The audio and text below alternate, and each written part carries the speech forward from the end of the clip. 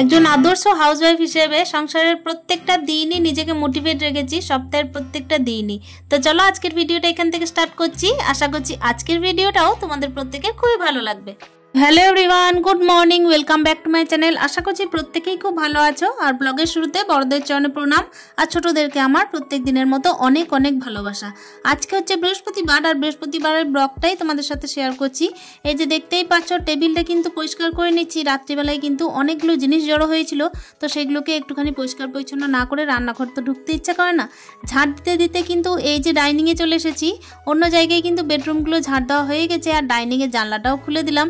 কি বলো তো বন্ধুরা, সকালবেলায় যখন চাটা করা হয় না, তখন এই যে পশ্চিম জানলা দিয়ে এতটা পরিমাণ হাওয়া ঢোকে যে রান্না করা, চা করা সমস্ত কিছুই কিন্তু অসুবিধা হয়। আর এই যে দেখতেই পাচ্ছ, পিছন দিয়ে কিন্তু আমাদের নিম গাছ আছে। তো নিম গাছের হাওয়া মানেই তো খুবই ভালো। আর গ্রীষ্মকালে কিন্তু ফ্যানের দরকার হয় না, যখন এই দরজাটা খুলে দেওয়া হয় তখন। তো চলো, এই যে দেখতেই পাচ্ছ, সকাল থেকে কিন্তু নিজেকে কাজের মাধ্যমে মোটিভেট রাখি। আজ যে বৃহস্পতিবার মানে আজকে যে একটু ঝিমিয়ে পড়বো তা নয়। সাধারণত আমাদের মতো হাউসওয়াইফদের কিন্তু বৃহস্পতিবার একটুখানি কাজের চাপ বলতে পারো। মানে কি বলতো, এই যে মাথায় স্নান করতে হবে, তারপর হচ্ছে সমস্ত জায়গা পরিষ্কার পরিচ্ছন্ন করে ঠাকুর পুজো দিতে হবে, তারপর হচ্ছে যতক্ষণ না পুজো হয় ততক্ষণ তো না খেয়ে থাকার ব্যাপার আছেই। অবশ্যই এই কথাটা কিন্তু আমার আজকে নতুন বলছি না, আমি কিন্তু প্রত্যেক দিনই যতক্ষণ না ছেলেকে স্কুল পাঠাই, তারপর হচ্ছে যতক্ষণ না নিজে স্নান করে পুজো দিই, ততক্ষণ কিন্তু মন তুষ্টি হয় না। আজকেও কিন্তু তাই। দেখো, সকালবেলায় কিন্তু আমি ছেলেকে কম্পিউটারে দিয়ে এসেছি, আর তাড়াহুড়ো করে কিন্তু ওদিক থেকে বাজারঘাটও সেরে এনেছি। এদিকে দেখতেই পাচ্ছ বাজারঘাট কি করে এনেছি। মাঝে কিন্তু ভাতটা ডালটা বসিয়ে দিয়েছিলাম, আর তারপর দেখো এই যে বাজারঘাট যেটা করে এনেছি সেটা হচ্ছে একটুখানি শাক এনেছি, পালং শাক, আর তার সঙ্গে কিন্তু বেগুন আর ঝিঙে এগুলো তো ছিলই। তো এই যে পালং শাকটা কি বলতো, শীতের মধ্যে না আমার কিন্তু প্রথমবার খাওয়া হয়েছে, মানে আমার কিনে প্রথমবার খাওয়া হচ্ছে। মানে আমার কিন্তু মাদের বাড়িতে খাওয়া হয়েছে, কিন্তু আমাদের বাড়িতে কিন্তু খাওয়া হয়নি। আর এই যে প্রত্যেক বছরই শীত পড়ার আগে কিন্তু শীতের সবজিটা প্রথম খেতে কিন্তু অন্যরকমই মজা।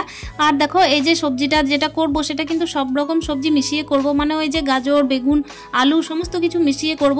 আর এই যে পাশে দেখতে পাচ্ছ একটা কিন্তু লাউ আছে, 700 গ্রাম ওজনের কিন্তু একটা লাউ এনেছিলাম, কিন্তু আজকে আর করার সময় হবে না। কেন কি, ওই যে লাউ তরকারিটা একটুখানি যদি মাছের মাথা থাকে বা হচ্ছে ছোটো কুচো মাছ থাকে তাহলে কিন্তু খেতে বেশ ভালো লাগে। ওই লাউটা কিন্তু আমি আজকে রেখে দেবো, আর যে সমস্ত সবজিগুলো কালকের ছিল সেগুলো আগে শেষ করব। আর শাক যেহেতু রেখে দিলে চলে না, সেই জন্য কিন্তু শাকটা তো আগে করতেই হবে। আর দেখো পালং শাকটা কিন্তু দেখতে খুবই ভালো লাগছে, তাই না বলো? আজকে কিন্তু পালং শাকটা খুবই ভালো ছিল, কচি কচি ছিল বেশ। আর কিছুদিন পর কিন্তু এইসব সবজি একেবারেই ভালো লাগবে না খেতে, একঘেয়েমি হয়ে যাবে জিনিসটা। তো দেখো শাকের মধ্যে কিন্তু একটা কেমন ধরনের যেন গাছ রাখা ছিল, ওটাই একটু সাইড করে দিলাম। তো চলো, দেখতেই পাচ্ছ সকাল থেকে যে কাজ আরম্ভ করেছি, সংসারের কাজেই কিন্তু নিজেকে মোটিভেট রাখি। আজকে যে বৃহস্পতিবার, তবু কিন্তু নিজেকে মোটিভেট রাখি বলেই কিন্তু দ্বিতীয় দিন আবার ঘুরে কিন্তু সেই কাজগুলোকে আবার করতে ইচ্ছাও করে। তা না হলে তো প্রত্যেক দিনের একই কাজে তো আমরা বোর ফিল করবো, তাই না? সংসারটাকে ভালোবেসে সংসারের প্রত্যেকটা কাজে যদি নিজেকে মোটিভেট রাখি, তাহলে কিন্তু পরবর্তী দিনের জন্য আর আলসেমি আসে না। আর সত্যি কথা বলতে, আমরা প্রত্যেকটা হাউসওয়াইফ কিন্তু সংসারের কাজগুলোকে ভালোবাসি। যতটাই চাপ হোক না কেন, যতটাই শরীরে কষ্ট হোক না কেন, তবুও দেখো সংসারের কাজগুলোকে যতক্ষণ না সেরে ফেলি ততক্ষণ কিন্তু মাথার থেকে বোঝা নামে না মনে হয়। মানে সংসারের কাজটা যে বোঝা তা নয়, আসলে সংসারের কাজ যদি ভালোবেসে করি না, তাহলে কিন্তু সন্তানের মতন করেই কিন্তু লালন পালন করে করা যায়। যতটা যত্ন কিন্তু নিজের সন্তানের প্রতি করা হয়, ততটা যত্নই কিন্তু নিজের সংসারের জন্যও করা হয়। তো দেখতেই পাচ্ছ আমারও কিন্তু তাই। যে মুহূর্তে কিন্তু আমি সবজিগুলো কাটছি, সেই মুহূর্তে কিন্তু ছেলের বায়না আজকে স্কুল যাবে না। মানে স্কুল যাবে না বলতে গেলে, আজকে হচ্ছে চিলড্রেন্স ডে। তো ওর বক্তব্য অনুযায়ী চিলড্রেন্স ডেতে কিন্তু বাচ্চাদের পড়াশোনা করা উচিত নয়। খুবই জোর করলাম, কিন্তু কোনো রকম স্কুল পাঠাতে পারলাম না। সেই জন্য দেখলাম যে না, যখন রান্না বান্নায় লেগে পড়েছি তাহলে রান্নাটা সেরেই ফেলি। আসলে কি বলতো বন্ধুরা, প্রত্যেক দিন যখন রান্নার কাজে লেগে পড়া হয় না, তখন মনে হয় যেন এই কাজটাকে যদি একটু ভালোভাবে গুছিয়ে ফেলতে পারি তাহলেই যেন ভালো হয়। তা নাহলে কিন্তু এই যে যখন আমি পুজোর কাজে লেগে পড়বো কিংবা হচ্ছে সংসারে অন্য কাজে লেগে পড়বো, তখন কিন্তু এই কাজটা যদি পড়ে থাকে তাহলে একেবারেই মনটা ভালো লাগবে না। আসলেই তো প্রত্যেক দিনের একই রুটিন, এই রুটিনের মধ্যে যে কোনো একটা রুটিন যদি ঠিকঠাকভাবে গুছিয়ে ফেলে রাখা যায়, তাহলে কিন্তু আরও পরবর্তী কাজগুলোকে করতেও আমাদের সুবিধা হয়। ওই জন্যই দেখো, সংসারে যতটাই চাপ হোক না কেন, খিদে পাক না কেন, না পাক না কেন, কাজটা গুছিয়ে ফেলতে পারলেই কিন্তু মোটামুটি মনটা সন্তুষ্টি। তো চলো, দেখতেই পাচ্ছ সেই জন্যই কিন্তু আমিও আজকে রান্নাটা সেরেই ফেলবো। আর এই যে দেখতেই পাচ্ছ সকাল থেকে কিন্তু এমন তাড়াহুড়ো লেগে যায় না, যখন কিন্তু ছেলের স্কুল থাকে তখন কিন্তু আরোই বেশি তাড়াহুড়ো। আর এই যে মোটিভেট না রাখলে পরবর্তী দিনের জন্য কাজগুলো করতেও কষ্ট। আমার সুন্দর সুন্দর দিদি ভাই বোনেদের কিন্তু সঙ্গে নিয়ে আমি অনেকটা কাজ করে ফেলি প্রত্যেক দিনই।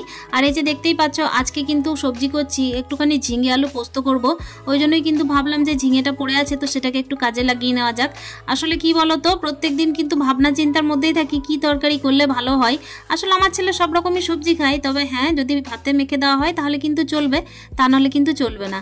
আর মাছটা তো প্রত্যেক দিনও খাই না, কোনো রকমই খায় না, সেই জন্য কিন্তু লিস্টের মধ্যে মাছটা খুব কমই থাকে। তাহলে দেখো তোমাদের সাথে গল্প করতে করতে কিন্তু আমার সবজি কাটাটাও মোটামুটি হয়ে গেল।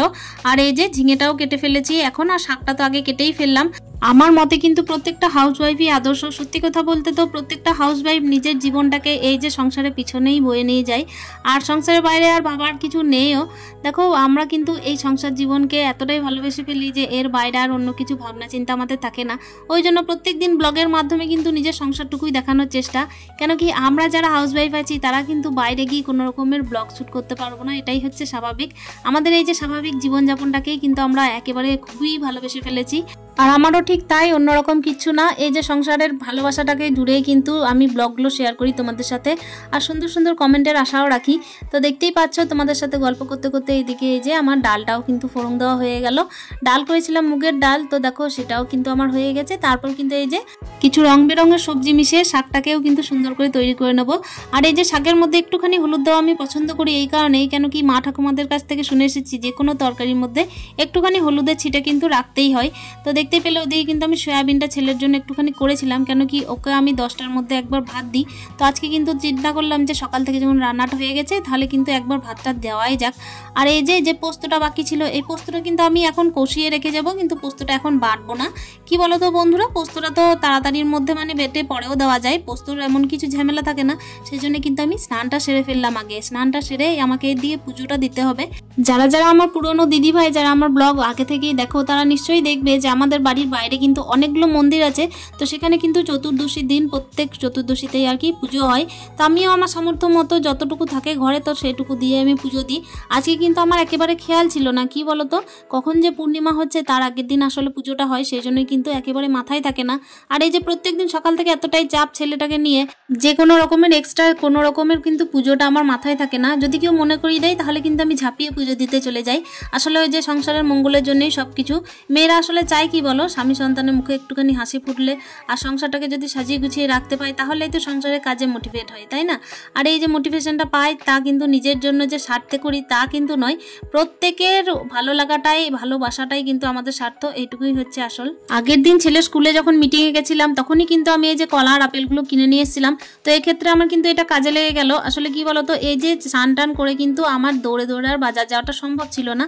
আর আমি কি করি, যখনই কোনো অসুবিধা হয়, যখন দেখি যে কোনো রকমের পুজো মন্দিরে হচ্ছে আর আমার পক্ষে আর সেই মুহূর্তে যখন আমি রান্না বান্না করছি তখন কিন্তু আর যাওয়া সম্ভব হচ্ছে না বাজার, সেই মুহূর্তেই কিন্তু চেষ্টা করি যতটা সম্ভব ভগবানের চরণে একটুখানি প্রণামী দিয়ে এসে কিন্তু প্রসাদ সংগ্রহ করার।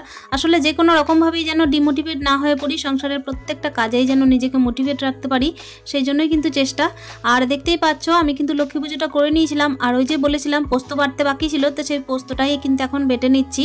আর আমার মোটামুটি রান্নার কাজ থেকে এবার কিন্তু একেবারে ছুটিই বলতে পারো। আসলে আগে থেকে তো কমপ্লিট করেই রেখেছিলাম, এবার কিন্তু খাওয়া দাওয়াটা শুধুমাত্র বাকি আছে। আর পোস্তটা মিশিয়ে দিতে পারলেই কিন্তু বাকি যেটুকু রান্নার কাজ ছিল সেটাও কমপ্লিট হয়ে যাবে। তো চলো দেখতেই পাচ্ছ সমস্ত কিছু রান্নার কাজ কিন্তু কমপ্লিট করে এই যে পোস্তটা মিশিয়ে দিলাম। নিরামিষ রান্না হলেও কিন্তু এই যে বৃহস্পতিবারের রান্নাটা না আমার খুবই ভালো লেগেছিল। আজকে এই যে দেখতেই পাচ্ছ পোস্ত হয়েছে, ঝিঙে আলু পোস্তটা বেশ আমার টেস্টিই লেগেছিল। তার সঙ্গে এই যে দেখতেই পাচ্ছ পালং শাকটাও হয়েছিল সব রকম মিশিয়ে। আর এই যে এখানে একটুখানি আলুর ভুজিয়া করেছিলাম, মানে চিরি চিরি করে। আর মুগের ডালটা ছিল। আর ছেলেকে তো সয়াবিন ধরো প্রত্যেক দিন করে দিতেই হয়। আর ভাতটা দেখো এক হাঁড়ি কিন্তু থেকেই গেছে। আজকে কিন্তু ভাতটা মনে হচ্ছে একটু বেশিই হয়ে গেছে। তো চলো এদিকে কিন্তু আমাদের রান্না খাওয়া সমস্ত কিছু কমপ্লিট হয়ে গেল। গ্যাসটা কিন্তু মোছা বাকি ছিল, তো এই যে বাসন টাসনগুলো বের করে একেবারে গ্যাসটাই মুছে নিচ্ছি। আর কি বলো তো বন্ধুরা, সন্ধ্যে টাইমে কিন্তু একটুখানি চা বসাবো যখন না, তখন কিন্তু গ্যাসটা যদি পরিষ্কার না থাকে তাহলে কিন্তু বেশ ভালোও লাগে না। যাই হয়ে যাক না কেন, নিজেকে সংসারের প্রত্যেকটা কাজে মোটিভেট রাখার জন্য একটুখানি যদি পরিষ্কার পরিচ্ছন্নতা মেনটেন করে গুছিয়ে কাজ করা যায় না, আপনি আপ কিন্তু দেখবে সংসারের প্রত্যেকটা কাজে মোটিভেশন এমনি এমনিই চলে আসে। তো চলো দেখতেই পাচ্ছ বিছানা কিন্তু যাদের বাড়িতে বাচ্চা আছে তাদের বিছানা কিন্তু একটুখানি অগোছালো হবেই হবে।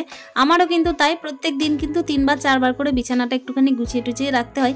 কেন কি এই যে বাচ্চা ছেলের ব্যাপার না, সেই জন্য কিন্তু একেবারে বিছানার মধ্যে গড়াগড়ি খাই যেন। আর এটা আমার শুধু নয়, প্রত্যেকটা বাড়ির হাউসওয়াইফদেরই কিন্তু একই চাপ, যাদের কিন্তু ছোট বাচ্চা আছে, তাই না? তো দেখতেই পাচ্ছ সকাল থেকে কিন্তু কাজ শুরু করেছি। এই যে সন্ধ্যের টাইম, সন্ধ্যেবেলার 1 কাপ করে চা খেয়ে কিন্তু আজকের ব্লগটা এখানে শেষ করব। আর পরবর্তী দিনের জন্য প্রত্যেককেই মোটিভেট হতে বলবো।